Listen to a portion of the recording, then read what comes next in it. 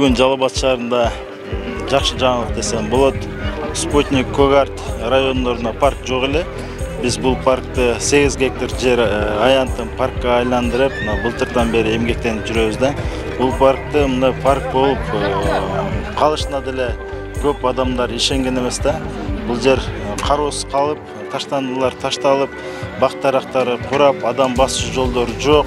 Ушундай жаман акыбалда калып кеткен паркты биз шаардык кеңештин депутаттарына сунуш кылып, биздин депутаттар акча каражатын бөлүп берип, анан кийин аткаруу бийлиги күнү-түнү ушундай эмгектенип, бардык шарттар менен элге пайдаланууга бүгүн берип атабыз. Жалпы аянты 8 гектар жер жергиликтүү бюджеттин эсебинен каржыланды. Кудай буйруса, ушу элибиз үчүн жакшы иштеп берет деген үмүттөм. Эми мен бул парктын ачылышы боюнча айта кете турган болсом, бул өтө жакшы көрүнүш. Анткени мына баарыбызга белгилүү болгондой, эгемендүүлүк алгандан бери ушул Жалал Абад шаарында менимче ушундай жаңы парктын биринчи жолу ачылышы болуп атат да. Бизде ушундай коомдук эс алуу жайлардын жоктугунан, ушундай бир элибиз бош убактыларында бир мээсин сергитип отуруп кете турган жерлердин жоктугунан биздин элибиздин баары саясатчы болуп кетти. Баары эле ушул тапканы эптеп бирөөнү жамандамай, же бирөөгө асылмай болду да. А мындай жерлерди кылып берсек, ушундай парктарды алып берсек, ачып берсек, ушундай бош убактысында мээсин сергитип, ушундай жерге жаратылыштын кооз жеринде таза абада бир китеп окуп, мындай убактыларын өткөрөт деген ойдомун. Мындай көрүнүштөр бир гана биздин Жалал Абад областында эмес, Жалал Абад шаарында эмес, Кыргызстандын булуң бурчунда көп болгону биздин баягы келечек муундарыбыздын, биздин жаштарыбыздын келечекке болгон көз караштарынын, ой жүгүртүүсүнүн жакшы жака курулушуна өтө чоң салым кошот. Биздин Спутник кичи шаарчасында жок болчу да, мурда ушундай эс алуу паркы деп биз дайыма жыйындарда айтып жүрчү элек. Ошол тилегибиз ишке ашып, абдан жакшы уюштурушуптур, абдан жакшы парк болуптур. Элдин маанайы абдан жакшы, балдары сүйүнүп ойноп атышат. Ачылышына абдан кубанычтабыз. Парк сонун ачылыптыр, мэрияга чоң рахмат. Биз күнүндүк мына жерде номдон эс алган чыгабыз.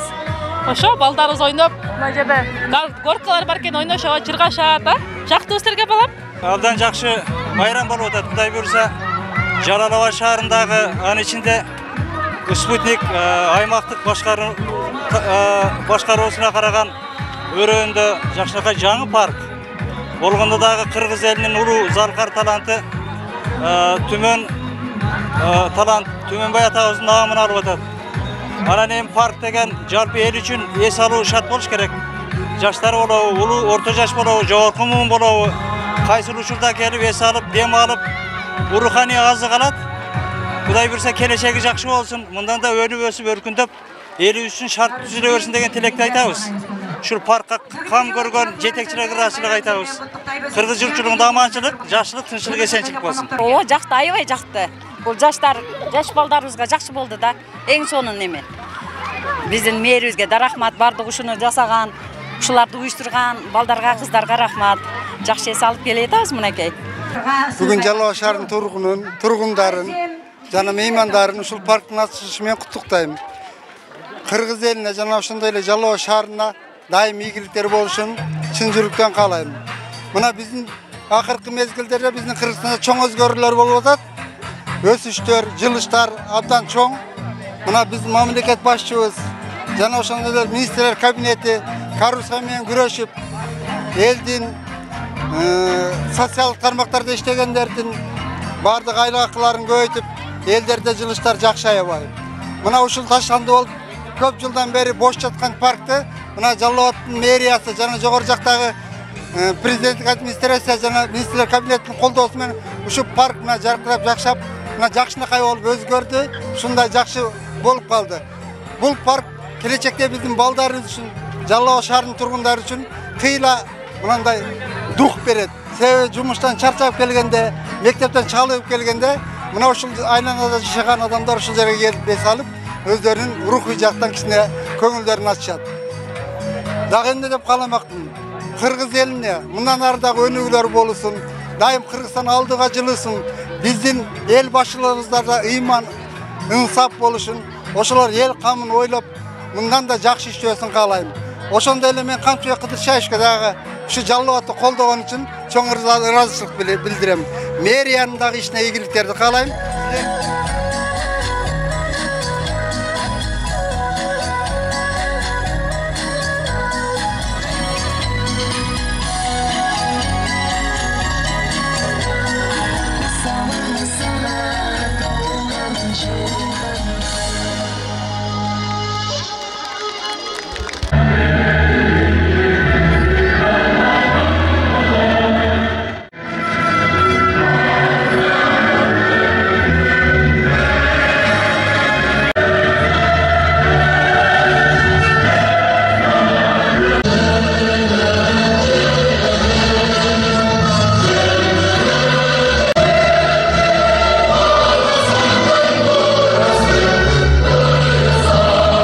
Урматтуу шаарыбыздын тургундары, мынакей Түмөнбой Байзаков атындагы парктын ачылыш аземине кош келипсиздер. Өлкө башчыбыз урматтуу Садыр Нуркожоевич социалдык, экономикалык жактан өнүгүүнү колго алып, көптөгөн мектептер, садиктер, жолдор бүтүп атат. Ошонун эле аркасында биздин мугалимдерибиздин, врачтарыбыздын айлык маянасы көтөрүлүп, мамлекеттик жана муниципалдык кызматкерлердин дагы айлыгы көтөрүлдү. Жаштардын шаары болгон Жалал Абад шаарында дагы Кыргыз Республикасынын эгемендүүлүк күнүнө карата мына шаарыбызда жаңылык болуп турат. Түмөнбой Байзаков атындагы парктын дагы ачылышы бардык ыңгайлуу шарттар менен мына колдонууга сиздерге берип турабыз. Аяр мамиле жасап, өзүбүздүн мүлкүндөй мамиле кылсак, бул парк дагы элибизге көп жылдар бою кызмат кылат деген ишеничтемин. Анан реконструкциялоого чейинки акыбалына да токтолуп кетпесем болбойт. Урматтуу шаардыктар, өзүңүздөр билесиздер, бул паркта кураган дарактар, таштанды баскан, адам баласы кирип эс алууга, айланып дем алууга мүмкүн эмес, каралбай калган бак эле да. Ушундай акыбалына келишине ишенбеген дагы биздин жарандарыбыз болгон. Бирок ага карабай биздин сунушубузду депутаттар колдоп, акча каражатын бөлүп берип, аткаруу бийлиги күн түн дебей эмгектенип 8 гектар жерге мынакей вело жолдорун, балдар ойночу аянтчаларды, фонтандарды, асма чырактарды, сиздер отурган отургучтарды, бардыгын мына тротуарларды, ушунун бардыгын биз сиздерге бүтүрүп бердик десем болот. Анан дагы бир маалымат иретинде айтып кетейин. Мэриянын астында муниципалдык мүлк башкармалыгы бар. Бизде 5 гектар жер берилип кеткен экен, ошонун келишимдердин бардыгын жокко чыгардык. Анан 7 мыйзамсыз курулуштарды, 8 тосмону бардыгын өзүм билемдик менен куруп алгандардын бардыгын биз сүрдүрүп, кеңейтип, мына паркты сиздерге берип атабыз да. Анан өзүңүздөргө белгилүү болгондой мына Победа көчөсү билесиздер, кандай акыбалда эле. 570 метр жерди асфальттап, 100га жакын унаа токточу жайларды дагы мына бүтүрдүк. Ошонун аркасынан бактарактарыбыз курабасын деп автоматтырылган суу түтүкчөлөрүн дагы биз орноттук. Урналар коюлган, ушуну дагы туура пайдаланып, шаардагы 3-чү чоң паркыбызды дагы мен сиздерди дагы бир жолу жаңа ачылган паркыңызга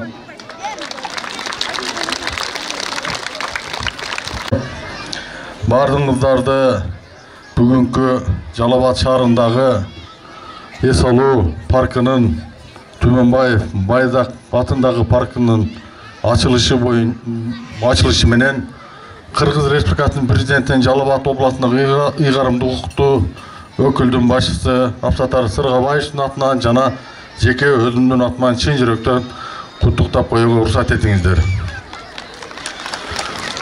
Мына жогоруда бүгүнкү ушундай биздин келечек муундар үчүн, биздин ушул коомго эмгеги сиңген ардагерлер үчүн, биздин ушу Жалал Абад шаарынын тургундары үчүн жашнакай мондай парктын ачылышы бул биздин Жалал Абад шаарынын мэринин жана ошондой эле Жалал Абад шаардык кеңешинин эмгеги десек болот.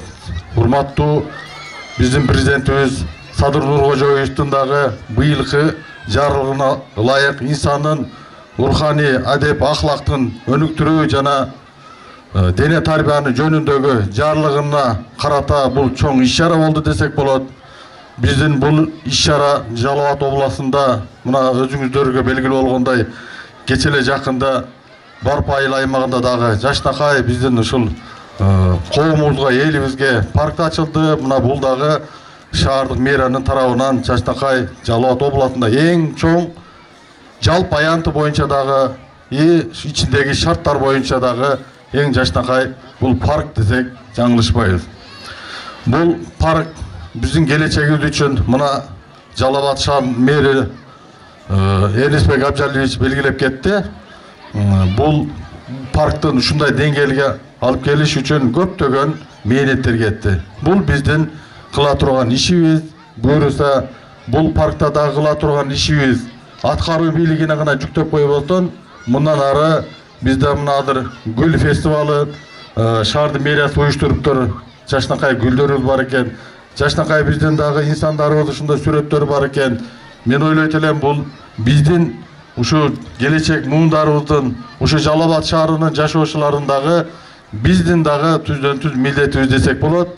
Буюрса бул паркыбызды Жаштакай кылып алыш эми биздин колубузда калды десек болот. Саламатсыздарбы, урматтуу биздин сүйүктүү шаарыбыз болгон Жалал Абад шаарынын тургундары жана коноктору. Сиздердин баарыңыздарды бүгүнкү өтө маанайды көтөрө турган, өтө бир эсте кала турган тарыхый күн болуп жаткан ушул парктын ачылышы менен чын дилимден, өзүмдүн атымдан жана ошондой эле ушул Жалал Абад округуна шайланып барган Шайырбек Кыдыршаевич, Жеңишбек Шермановичтин атынан, мен кесиптештердин атынан чын ниеттен куттуктайм. Бул парктын ушундай деңгээлге жетилип ачылышына эбегейсиз зор эмгек кылган Жалал Абад шаардык мэриясына, мэр Энис Абжалиевичке, Жалал Абад шаардык кеңешинин депутаттары, төрагасы Нуртилек Орозбаевичка терең ыраазычылык билдирем. Бул парктын ачылышында булар аябай чоң эмгек жасады. Ошону менен бирге бул парктын түптөлүп ушундай деңгээлге жетишине биздин өлкө башчы жана биздин өзүбүздүн агабыз Камчыбек Кыдыршаевичтин дагы чоң эмгеги бар. Аларга дагы терең ыраазычылык билдиребиз. Урматтуу биздин шаардын тургундары, бул парктын мына биз эгемендүүлүк алгандан бери биринчи жолу биздин Жалал Абад жергесинде ушундай парк ачылып олтурганы биздин Жалал Абадтыктар үчүн чоң кубаныч. Биздин буга чейин Жалал Абад шаары жаштардын шаары деп кагазга гана жазылып келе турган болсо, мына бул парктын ачылышы дагы биздин жаштарга түзгөн шартыбыз болуп эсептелинет. Анткени биздин шаарыбызда дегеле өлкөбүздүн баарында ушундай эс алуу жайлардын аздыгынан, ушундай биздин жаштарыбызга шарттардын аздыгынан биздин баарыбыз бүгүнкү күндө саясатчы болуп кетебиз. Бул биздин жаштар үчүн эң чоң жеңиш. Анткени ушул паркка келип, ушул бактан, ушул бактарактардан чыккан биздин абабызды байыткан Кычкылтеке бай жерде биздин улуу жазуучуларыбыздын, улуу акындарыбыздын чыгармаларын окуп, биздин келечегибизге акылдуу, билимдүү келечекти көрө билген балдар ушул жерден жетилип чоңоет. Мен ошондуктан мына дагы бир жолу ушундай паркты жаштарыбызга тартуулап турган ушул Жалал Абад шаарынын жетекчилерине терең ыраазычылык билдирем. Мен убакыттан пайдаланып, мына сиздердин элдин өкүлү катары ушул жердеги кээ бирки биздин Жалал Абад шаарыбыздын ушундай көрктүү жерлерибиздин чекелерин кымырып, биздин жаштарыбыздын ырыскысыны кымтып алган биздин кээ бир тургундарыбызга, кээ бир ага-инилерибизге мен учурдан пайдаланып айтып коет элем. Ошондой алган жерлериңиздерди бүгүнкү күндө Кудайдын ыраазычылыгы үчүн, жаштарыбыздын келечеги үчүн ушул шаар мэриясына кайтарып бериңиздер. Мен ушул паркка кирип келип жаттагын, ушул жерден дагы кымырылып алган жерлерди көрүп, зээним кейиди. Анткени биз ушунча жылдын аралыгында элдин ырыскысын жеп жүрүп, баарыбыз артка кеттик. Биз баарыбыз аркага карап кадам таштадык, алдын эмес.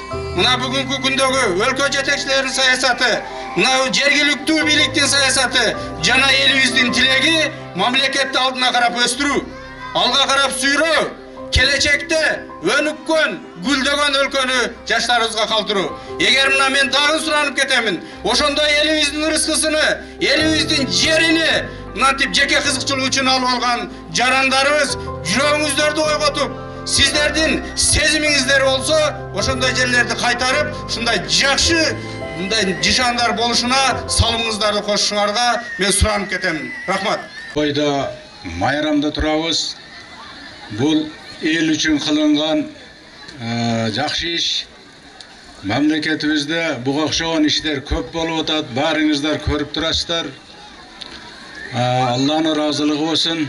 Бу ишти кылышта Жалал-Абад шаарынын мэриясы Эрнисбек баш кызмат кылды. Депутаттар төрага баш каражаттарını бөлүп бердилер.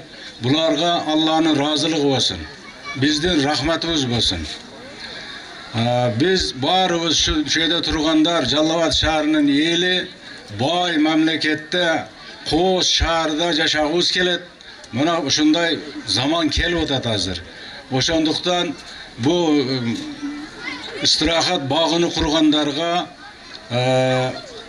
көп рахматтар болсун. Алланын ыраазылыгы болсун. Эми неме дейбиз? Бир дуа кылайлык. Буларга ham Алла Таала өмүрлөрүнү узун, иштериге ийгилик, тапкандарыга баракат, эл үчүн деп кызмат кылып, эл үчүн деп аракет кылгандары үчүн Алла бир буларга ham көп ажыр соопторду берген болсун. ربنا اغفر لنا ولإخواننا الذين سبقونا بالإيمان ولا تجعل في قلوبنا غلا للذين آمنوا ربنا إنك رؤوف رحيم. Ya Rabbi, uşunu özümüzdün elimizge kutkuğun. İslam'da tazalık degen nerse var. İslam özü tazalıkka kurulgan nerse. Oşun üçün bundan keyin açılganda taşlandı taştabay. Janagıday bir yerdi kir kuvastan jakşı işletip alış bizdin kolumuzda bolat. Allah Teala bäribizdi körüp turat hayırga bekinseken. Oşun üçün Allah körüp turat degen niyet menen kirip, Allah körüp turat degen niyet menen şu vaktan çıkıp turuş bizge nasip etken bolsun. Köp uzak yıldarga bizge hizmet kılgan bolsun. Rahmetke ya Erhamer Rahimin. Allahu Ekber. Жогоруда сиздерге берилген отчет бул шаардык кеңештин депутаттары менен аткаруу бийлигинин ортосундагы ынтымакчылыкта иш алып барып аткандыгын көрдүңүздөр. Бир жакадан баш, бир жеңден кол чыгарып, чоң үй бүлөнүн балдары катары мына сиздер үчүн эмгектенип атабыз. Кудай буйруса, дагы да жашпыз, эмгектене турган күч кубатыбыз бар.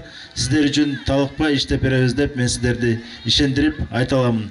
Анда эмесе бүгүнкү иш-чараны официалдуу түрдө жабык деп жарыялаймын.